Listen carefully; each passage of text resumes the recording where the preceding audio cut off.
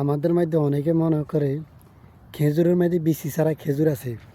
আসলে মূলত বিচি ছাড়া কোনো খেজুর নাই। আমি দেখাই কোনগুলো খেজুরের মধ্যে বিচি নেই আর কেন বিচি নেই সেটা আমি বলতেছি। এই যে দেখেন, এই খেজুরগুলো এগুলো বড় বড় হয়েছে, এগুলো এগুলো ভালো হয়েছে, খেজুর এগুলো ভালো। এখন দেখেন, এই যে দেখেন, এই খেজুরগুলো আছে না, একটার মধ্যে 3টা বাড়িছে।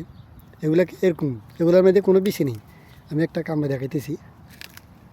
এই যে দেখেন, এগুলোর মধ্যে কোনো বিচি নেই। তো অনেকে মনে করে খেজুরের মধ্যে অনেক কিছু খেজুর আছে, এগুলোর মধ্যে বিচি নেই।